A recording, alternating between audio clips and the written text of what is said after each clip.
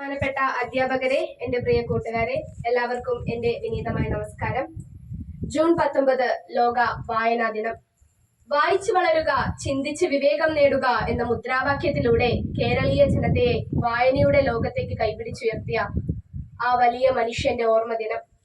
അതെ, പുതുവായിൽ നാരായണ പണിക്കർ എന്ന PN പണിക്കരുടെ ചരമദിനമായാണ് 1996 മുതൽ നാം വായനാ ദിനമായി ആചരിച്ചു വരുന്നത്.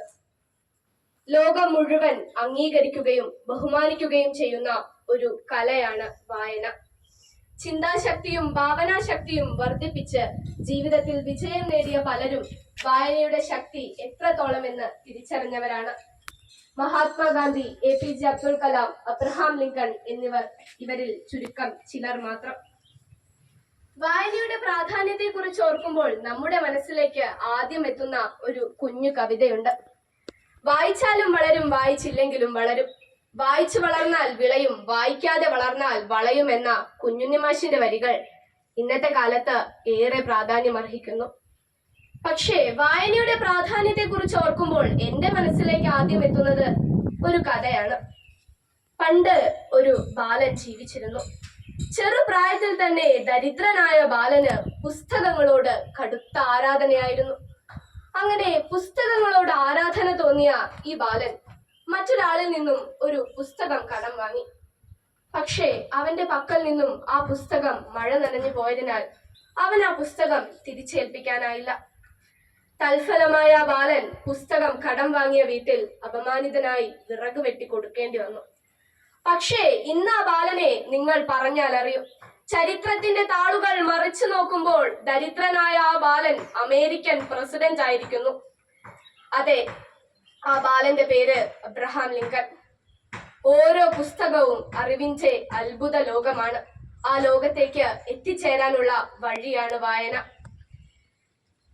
എന്താണ് വായന? വായന ഒരു അനുഭവമാണ്, അനുഭൂതിയാണ്. വായന മനുഷ്യന്റെ ബുദ്ധിയെയും ചിന്തയെയും തെളിച്ചമുള്ളതാക്കി തീർക്കുന്നു.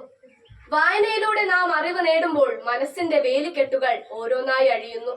മാനവരാശിയുടെ എക്കാലത്തെയും നന്മ നിറഞ്ഞ സാന്നിധ്യമാണ് വായന. ജീവിതത്തിലെ സമസ്ത മേഖലയെയും കരുത്തോടെ നേരിടാനും യാഥാർത്ഥ്യ ബോധമുള്ള ജീവിത വീക്ഷണം രൂപപ്പെടുത്താനും നമ്മെ സജ്ജമാക്കുന്നതും ഇതേ വായന തന്നെയാണ്. അറിവുകളും ധാർമ്മിക മൂല്യങ്ങളും വളർത്തിയെടുക്കുവാൻ വായനയ്ക്ക് കഴിയും.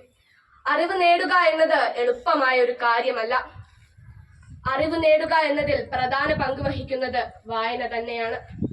ഇംഗ്ലീഷ് ചിന്തകനും പ്രബന്ധകാരനുമായ ഫ്രാൻസിസ് ബേക്കന്റെ അഭിപ്രായത്തിൽ ചില പുസ്തകങ്ങൾ രുചിച്ചു നോക്കാനുള്ളതാണ്, ചിലത് അപ്പാടെ വിഴുങ്ങാനും, വളരെ ചുരുക്കം ചിലത് ചവച്ചരച്ചു ദഹിപ്പിക്കാനും. പലതരം പുസ്തകങ്ങൾ ഉള്ളതുപോലെ തന്നെ പലതരം വായനയും ഉണ്ടെന്നാണ് അദ്ദേഹം ഈ പറഞ്ഞതിന്റെ സാരം. എത്ര പുസ്തകം വായിച്ചു എന്നതിലല്ല, വായിച്ച പുസ്തകത്തിൽ നിന്നും നാം എന്തു നേടി എന്നതിലാണ് നാം മൂല്യം കണ്ടെത്തേണ്ടത്. ഓരോ മലയാള മനസ്സിനെയും ഇനിയും വായന എന്ന മാസ്മരിക ലോകത്തേക്ക് ആനയിക്കുവാൻ നമുക്ക് ഏവർക്കും കഴിയട്ടെ എന്ന് ആത്മാർത്ഥമായി ആശംസിച്ചുകൊണ്ടും പ്രാർത്ഥിച്ചുകൊണ്ടും ഞാൻ എന്റെ വാക്കുകൾ ഉപസംഹരിക്കുന്നു. ജയിക്കും.